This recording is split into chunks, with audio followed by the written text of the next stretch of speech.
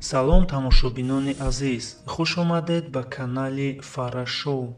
Имрӯз дар навор гап мезанем дар бораи шоир, нависанда, асосгузори адабиёти форсу тоҷик устод Абуабдуллоҳи Рудакӣ.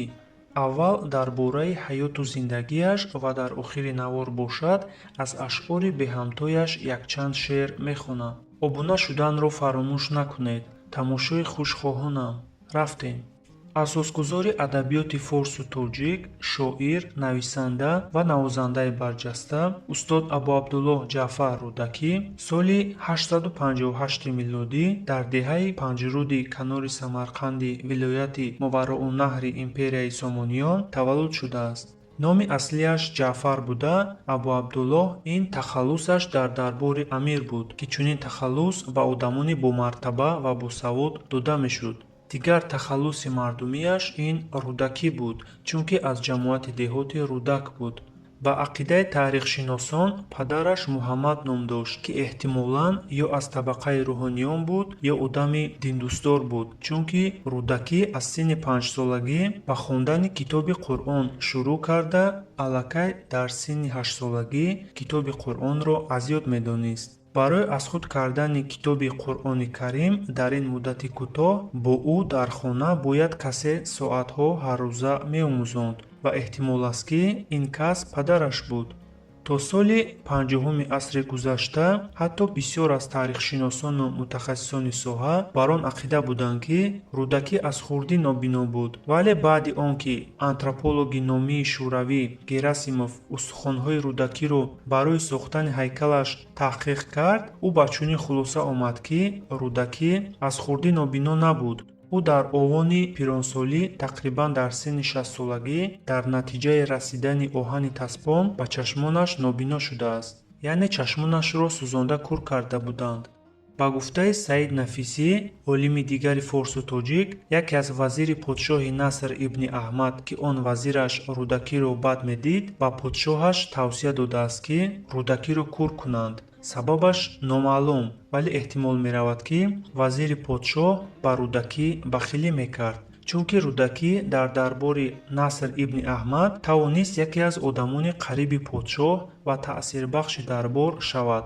инчунин Рудакӣ аз тарафи подшоҳ Наср ибни Аҳмад бисёр мукофонида мешуд ва аз ҳамин сабаб бой шуда буд, то ҳадде ки дорои корвони шутурҳои худ бо шумораи 400 адад, дорои гурӯҳи калони ғуломони худ бо шумораи 200 нафар ва бисёр бойгарии дигар буд ва аз ҳамин сабаб вазири подшоҳ Рудакиро дар пеши подшоҳ сиёҳ карда тавсия дод, ки ӯро кур кунанд, то ки дигар шеърхонию ғазалсароию шоирӣ накунад, ва дар синни 60-солагӣ ба чашмони ӯ оҳани гарм расонда кур карданд. тамоми бойгариҳояшро гирифтанд ва вақте ки маълум гашт, ки гапҳои вазир оиди гуноҳҳои бофтаи Рудакӣ дурӯғ будааст, амир Наср ибн Аҳмад амр дод, ки он вазирашро, ки бо сабаби тӯҳматҳои ӯ Рудакӣ кур карда шуда буд, қатл кунанд ва Рудакиро ба дарбор баргардонанд.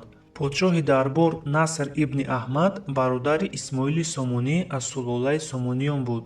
вақте Рудакиро ба назди амир Наср оварданд, амир аз ӯ узр пурсид ва гуфт, ки бар ивази гуноҳашон барои кур карданаш чизе ки хоҳӣ ба ту медиҳам. пурсид: чӣ мехоҳӣ? Рудакӣ дар ҷавоб гуфт, ки ягон чиз лозим нест, манро бо роҳбалади ба зодгоҳам ба Панҷруд баред, чунки аллакай Рудакӣ 60-сола буд ва ӯро то зодгоҳаш бо роҳбаладе гусел карданд. Рудакӣ дар вақте дар дарбори Наср ибн Аҳмад буданаш барои амир бисёр ғазалсароӣ мекард ва дар васфи ӯ шеърҳо эҷод мекард. маҳз барои ҳамин амир ба ӯ мукофотҳои гаронарзиш ҳадия мекард. Рудакӣ менавишт: киро бузургию неъмат зи ину он будӣ, фаро бузургию неъмат зи оли Сомон буд. Наср ибни Аҳмади Сомонӣ дӯстдор ва ташвиқкунандаи адабиёти дарӣ буд. худаш ҳам шеър мегуфт. Рудакӣ бо ӯ дар бисёр сафарҳояш ҳамроҳӣ карда, Нишопур, Марв, Сарахсу Ҳирот ва бисёр шаҳрҳои дигарро дидааст. шӯҳрати Рудакӣ дар суханварӣ ба дараҷае буд, ки Абулфазли Балъамӣ, ки яке аз сарпарастони устоди Рудакӣ буд, гуфтааст: дар Аману Араб мисли Рудакӣ шоире нест.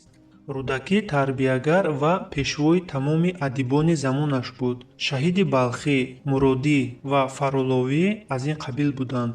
боре Наср ибн Аҳмад ба Ҳирот сафар кард. Ба сабаби хушии обу ҳаво ва зебоии табиати он 4 сол он ҷо монд. Пойтахти худ шаҳри Бухороро гӯё аз ёд баровард. Вазирону сарлашкарони ӯ, ки муштоқи ёру диёр ва пазмони фарзандони худ буданд, майли Бухороро доштанд.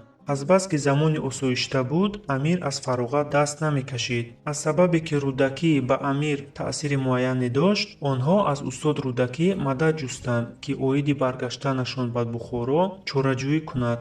Рудакӣ ба доди онҳо расид. вай дар васфи Бухоро қасидае навишта, бо самимият, ташбеҳу муболиға шеъри гӯшнавозе эҷод кард ва саҳарие барвақт бо асбоби навозандагии чанг ин шеърро бо тамоми санъаташ сароид.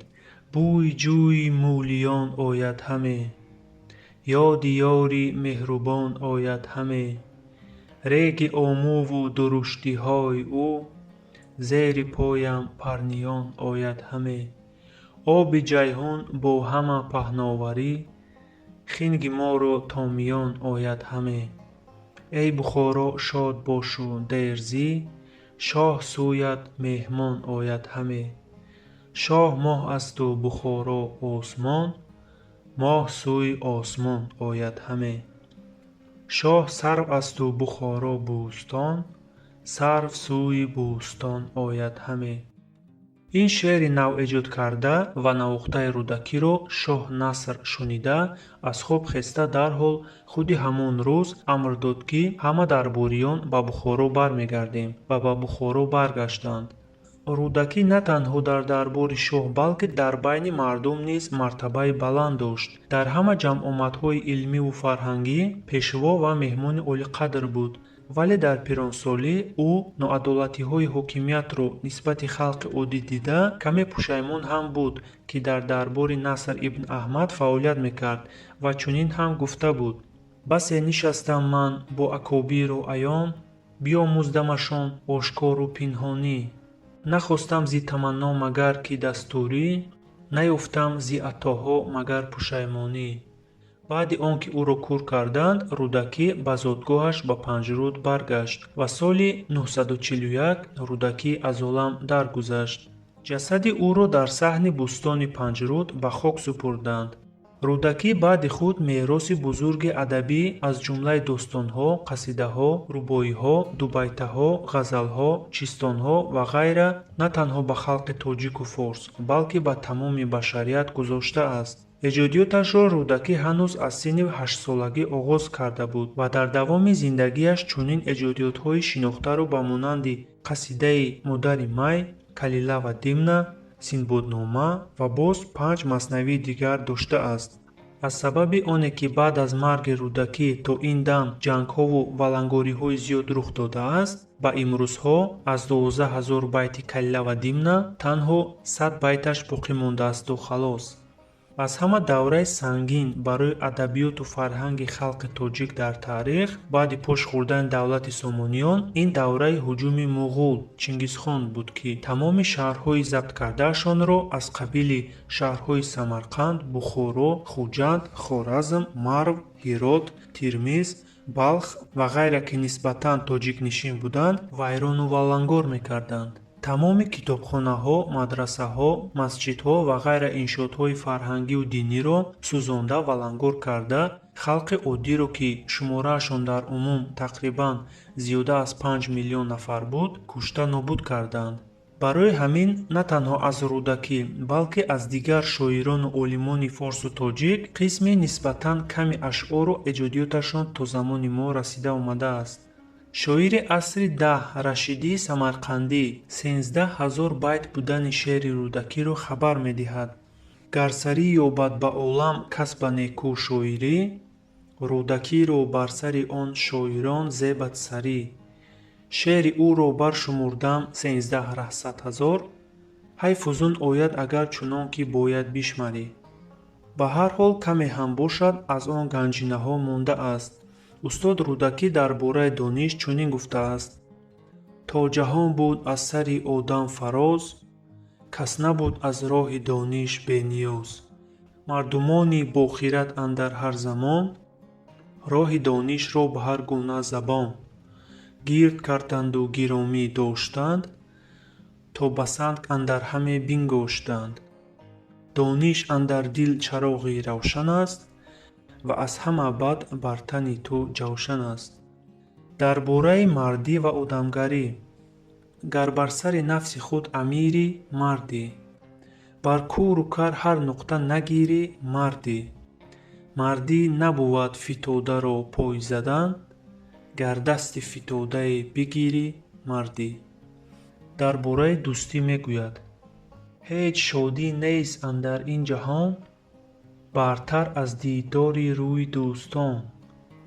ҳеҷ талхӣ нест бар дил талхтар аз фироқи дӯстони пурҳунар. акси устод Рӯдакӣ дар асъори панҷсадсомонаи тоҷикӣ инъикос гардидааст. бо ҳамин навор ба охир мерасад. агар навор маъқул шуда бошад, лайк ва комментарий гузоред. ин беҳтарин мотиватсия барои ман аст. агар обуна набошед, ба канал ҳатман обуна шавед, то ки наворҳои навро аввал бибинед. ташаккур барои таваҷҷӯҳатон. хайр, дар паноҳи худо бошед.